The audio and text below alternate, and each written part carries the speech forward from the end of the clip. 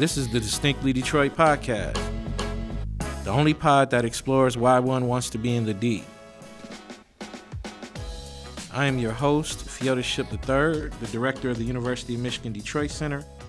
Join me as I interview students, scholars, leaders, and innovators about living, working, and loving in Detroit. Welcome back to the Distinctly Detroit podcast, the only pod that explores what makes one want to live in the D. Today, we speak with a theatrical artist who received his bachelor's degree from the University of California Irvine. He continued to pursue and achieve a successful career in acting, directing, and playwriting. He also teaches acting and playwriting to students from adolescents to senior citizens. He has many accolades on his resume and is the current artistic director for the Black and Brown Theater. We welcome Emilio Rodriguez to the DDP. Welcome, Emilio. Thank you. Yeah. Thanks for having me. Glad to have you here. So we'll just jump right in. So what sparked your interest in getting into theater? So I didn't really formally study theater until college, but my parents always joke around that for me it started when I was 2 in my parents' living room, and I took like my mom's the funnel that you measure out like pouring sugar, and then a broom and my mom's high heels, and I would act out Wizard of Oz, the whole story in the living room. So they always credit that as like, oh, that was your start in theater, even though you didn't have training. But I formally credit my time at UC Irvine. That's when I first started actually studying theater. Okay. So what brought you to Detroit? So that was actually never on the plan, but I did Teach for America, and so you can either preference your region or the subject that you teach. And so I wanted to preference the subject of high school English because I knew I could incorporate some theater within it. We'd be reading Shakespeare's stuff, and then we could act it out. And so I knew there would be an easy theatrical tie to high school English. So I preferenced that, and then they gave me Detroit as the city. And honestly, at that time, that was 10 years ago, I wouldn't even know where to find Detroit on a map. But now I've been able to learn so much being here of like how much great art is happening in the city. Okay. So what prompted you to stay? I think the opportunities was the big focus for me here. I lived in California for a little bit, and even with a degree in theater, sometimes you couldn't even get an audition.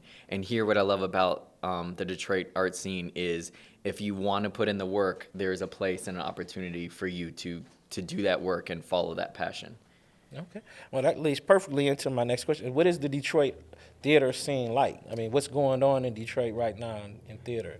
I think people would be surprised to know there's so much theater going on because, like we were talking about earlier, there's not as much emphasis as Broadway or theater in London or theater in Chicago, but there's so many people just putting on plays in traditional theater venues, but also in parks, in museums, in community centers, in libraries, anywhere that's an open space, you will see Detroit artists putting on a play. And I think that's what's so exciting, and that there's such a variety of plays. There's, the dramatic plays, there's the classics for people who love those classical stuff, there's the comedy for people who just want to laugh, and there's so many theater companies in the city of Detroit as well.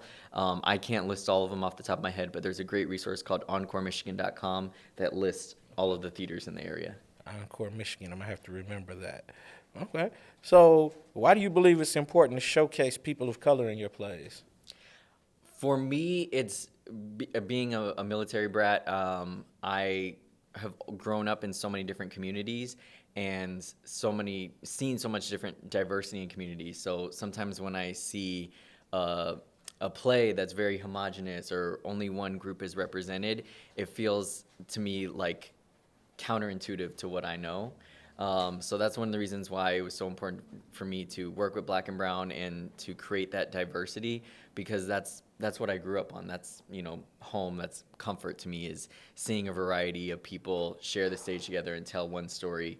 Even if their backgrounds aren't exactly the same, there's always a common human element to telling a story that I love. And I think that's why it's so important for people of color to be represented, because for other people of color in the audience, they're seeing themselves represented. Hey, this is just a story. This is a story like mine, or this is a story that's not like mine, but I get to imagine what it would be like to see myself in that story. Or for audiences who aren't people of color, then they're getting to see a humanized version of people of color, which is not always what people get to see in the news or in the media. And if you don't live in a diverse community, then the news and the media is your only representation. But hopefully with theater and film and some of these positive representations, we can affirm people of color who are in the audience and change the minds of people who aren't people of color and allow them to see a different story. Okay. Now, just speaking, kind of piggybacking on that, my wife and I, my wife loves old classic movies, and we have this idea we call Blue People Studios, in which, 'cause we both went to Michigan, so blue, but this idea where you tell stories with people in it, but regardless of like race neutral. So you'll have a family where maybe like a black guy and the wife is Asian and the kids are white, but that's irrelevant to the story. Right. It's just people acting as their characters, and there's not even a reference made to their race or anything as part of the story. We thought that would be an interesting way to showcase people's talent and to tell stories and kind of mess with people's heads. Do you think that something like that could work? Yes, actually, that's a great shameless plug for Princess and the Pea, which we're dropping in April. So maybe by the time this is ready. But yeah, that was one of our ideas with the casting, is that similar to like Brandy Cinderella, where it was people of color, but they weren't talking about their race, or it wasn't limited to their race. You were just seeing that representation. And same thing within our story. We have a mixed cast of Black and Latino actors, but it's not like, oh, the Latino characters are on one side or the Black actors are on one side. It's everyone just living in the castle together, trying to get the prince and the princess together. And I think that's what's really exciting, is that the future of storytelling can, like you said, there can be a variety of stories where some are about specific racial experiences and some are just that neutral. This is a story, and what happens when people of color get to see themselves represented in just a simple story. Just like when we're hanging out with our families, we're not always like, oh, this is my identity, right? Yeah. Sometimes we're just talking to our family like, oh, this happened to me. And what would it be like to see that on stage? I like that a lot. How do you think your work has contributed to the LGBTQ community? So my first play that started getting produced was called Swimming While Drowning, which was about two teens living in an LGBTQ homeless shelter, which I didn't even know existed until I was in California and I had walked across one, and that's when I learned about it. And there's actually one here in Detroit too, called the Ruth Ellis Center, but it's a space for LGBTQ plus teens who oftentimes they are kicked out of their own homes. And I was just inspired by that idea of how do you humanize a character, or how do you allow people to see, like, at the end of the day, this is a teenager, this is not yet an adult. Yeah. So whatever side people feel about homeless issues or how money is being spent by the government, whatever you feel about that, can we all agree that every child deserves a home and a place to mature into being an adult? Yeah, I've read about that issue. It's a real problem in this country. A lot of homeless teens are homeless because of their parents don't agree with their sexuality, and I think that's messed up. Yeah. What is your process for creating a play?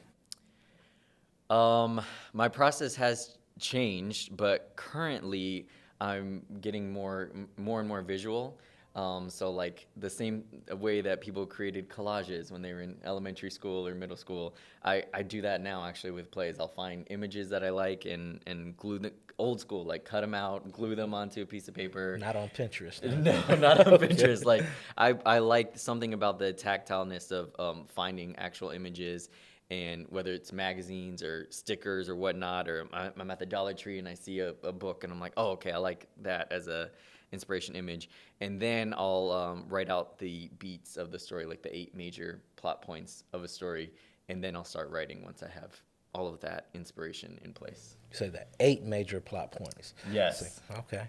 8. There's 8 major plot points. Yeah, most stories have 8 major plot points. There's more for movies. They have smaller subsets of those 8 points, and plays also have smaller subsets. But pretty much any story should be able to loosely fit within that 8-point plot structure, unless it's like a really esoteric or different kind of story. Interesting. I'm familiar with the acts, Act 1, 2, and 3, but I Yes. didn't know there were 8 plot points.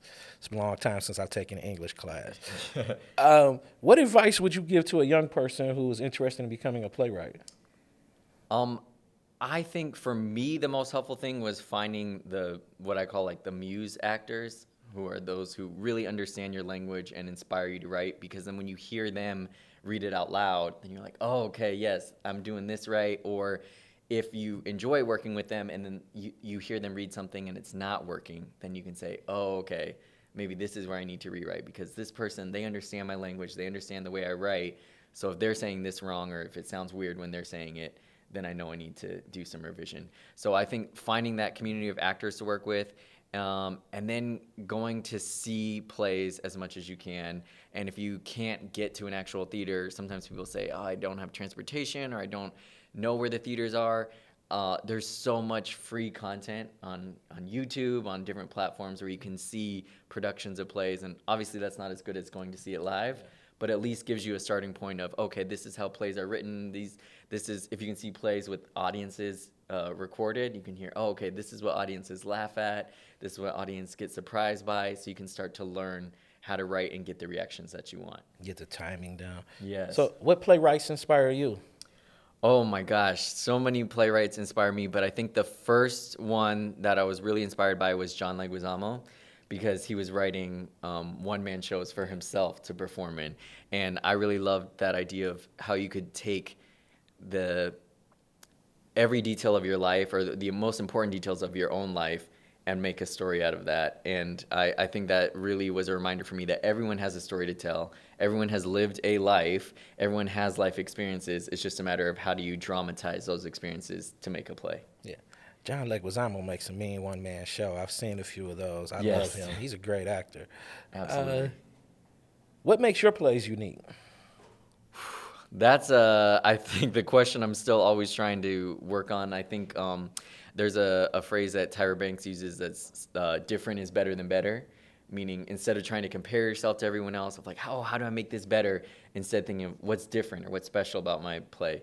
So I always try and ask myself that when I'm in the writing process of first just getting the ideas out, but then saying, okay, what's cliche or what have we already seen before, and how can I make that just a little bit different? So sometimes it's not changing the whole story. It's even just a single scene that maybe ends with two characters kissing, and then I ask myself, okay, what if they didn't kiss at the end? What else could they do that would be different? So I always try and instead of thinking of necessarily the whole play being different, every story's already been told, but how can you make special moments within your play different that no one else would choose?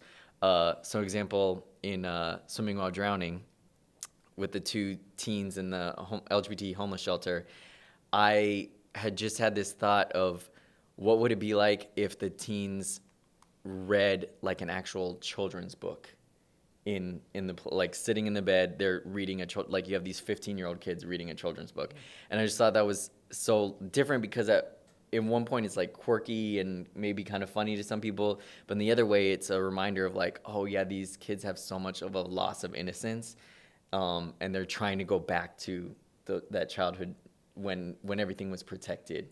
So I always think of like, how do I make a special moment that I've never seen happen on stage before? That's cool. I can imagine sitting there writing like, everyone would kiss in this scenario. What can I do different here? Yeah, exactly. Yeah, I got you. Now you also teach. What got you into teaching? So teaching, I always feel like is an accident, but both of my parents are actually teachers. So my mom was a preschool teacher. My dad was in the Army originally, and then he taught a JROTC program at a high school. Okay. So both of my parents have that teaching connection. So maybe it was just meant to be. But honestly, it started in college. I started teaching because there was this program. I was in an education class. Just because both my parents were teachers, so I was like, I might as well just take this just as a backup. And one day we had to do a mock presentation, and the teacher asked me if I would play one of the characters, and then she said, "Oh, you're really good at playing characters. Would you want to do this class with my husband?" And basically, we went to this high school and we taught students how to write their own adaptations of Shakespeare plays, to see if that would help create investment in reading Shakespeare if they were able to see like, oh, okay, what if Romeo and Juliet was set in the present day, and instead of their families feuding, maybe they go to rival schools, or how could you make it relevant? So that was the impetus, and that's when I started teaching, and that's when I started seeing, oh, okay, teaching is can be so many different ways, and everyone has their own style to teaching, and I think that's where I found like, okay, I really enjoyed teaching people how to make their own stories and make their own experiences. Okay. And you recently started teaching at U of M. What's that been like? That was such a shift because I never saw myself as a college teacher. So that was definitely a huge transition for me. But then I realized, I've been teaching kindergarten. If you can teach a kindergartner how to write a play, I feel like you can teach anyone how to write a play. And when I was teaching with Long Beach Shakespeare Company, they always said, if they put me with the kindergartners, and they said, if you can teach these kindergartners how to act Shakespeare, you can teach anyone how to act Shakespeare, and so, or perform Shakespeare. And so that was I went back to that moment when I was worried about like, how we're going to teach these students. Am I qualified? I went back to that idea of, if you could teach a 5-year-old how to do this, you can teach anyone how to do it. Okay. So, and I should have asked this question much earlier, but tell me, what is the Black and Brown Theater? So the Black and Brown Theater was started in 2016. It was really just this idea of a showcase that we did at the Charles H. Wright Museum. Basically just asking this question, if we did a showcase, would more theater companies cast actors of color? Because the excuse you always hear is, oh, I don't know any actors of color. Oh, no actors of color came to the audition.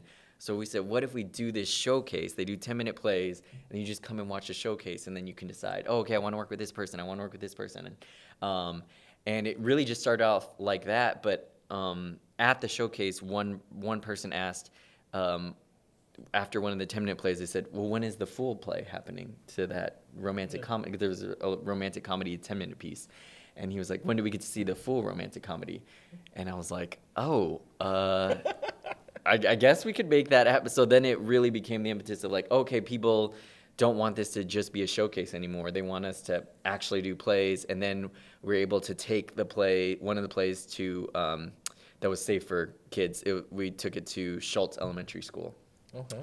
And then from there, we were able to see how transformational it was to bring a play to a school, because for many of us, when we were asked, when's the first time you saw a play, we were getting answers like middle school, high school. For me, it was college.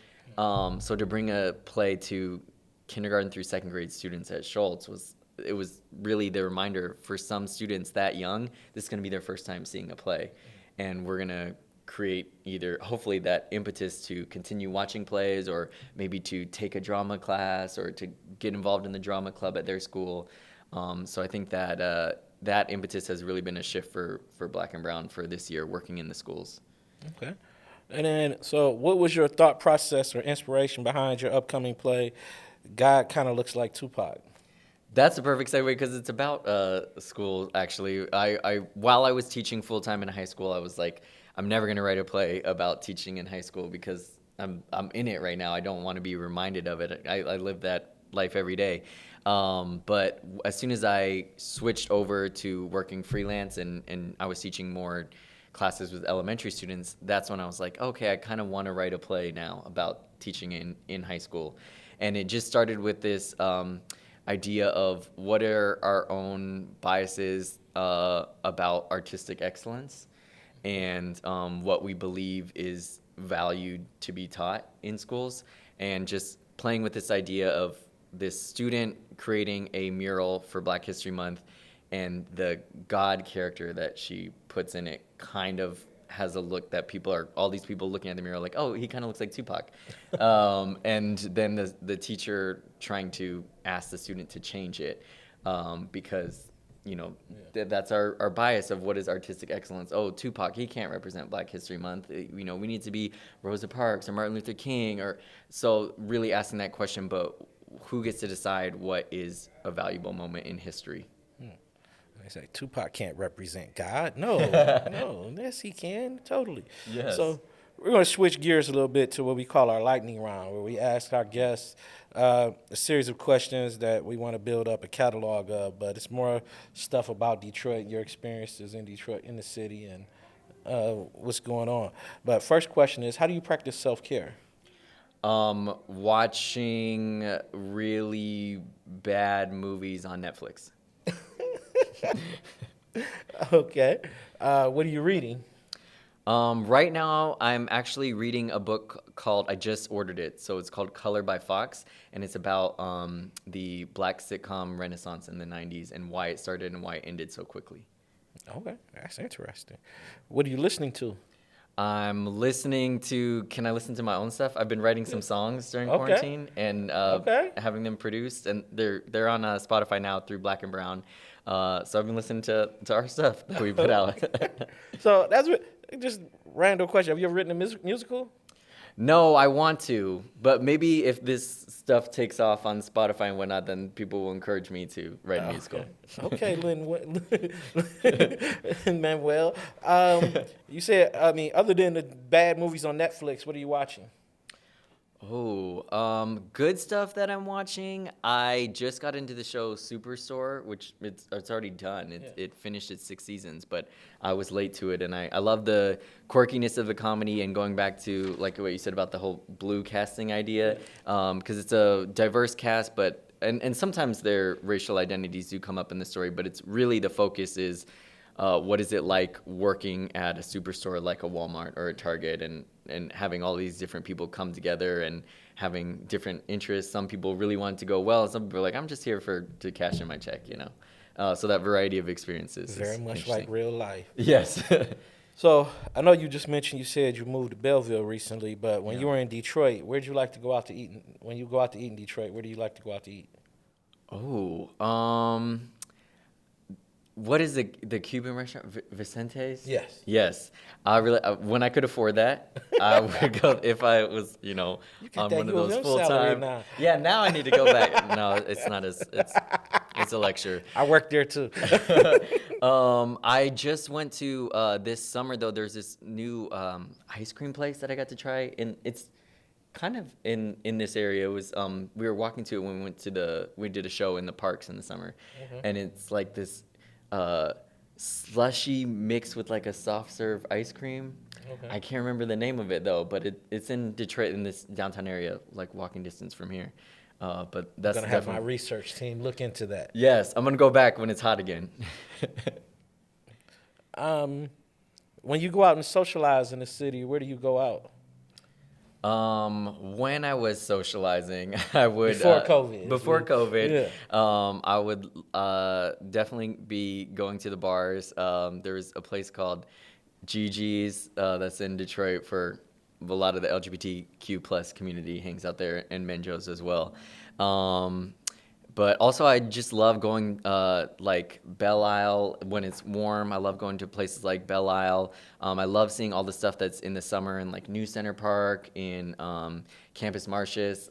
Even in the winter, Campus Martius is cool too. But it's a little cold. But I prefer to be outside when it's warm and soak up the sun. So, if a friend of yours were coming to town to visit Detroit, where's a place you tell them they absolutely have to go, or something they absolutely have to do?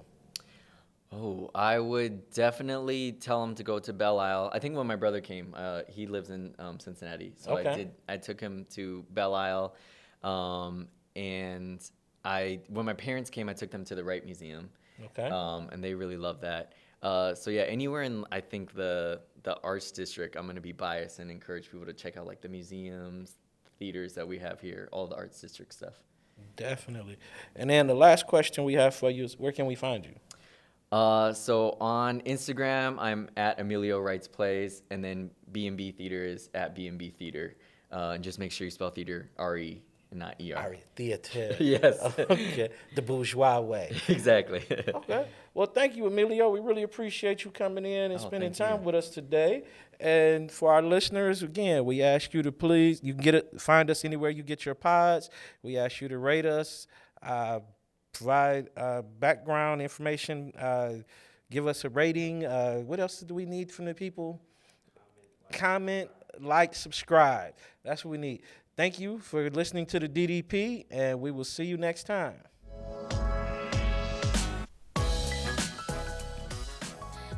Thank you for listening to the DDP. This is a production of the University of Michigan Detroit Center. You can find us anywhere you get your pods. Please rate, review, and subscribe. This podcast is directed and produced by Marlon Franklin, edited by Mackenzie Hewitt, writing contributions by James Neely and Florence Alexander.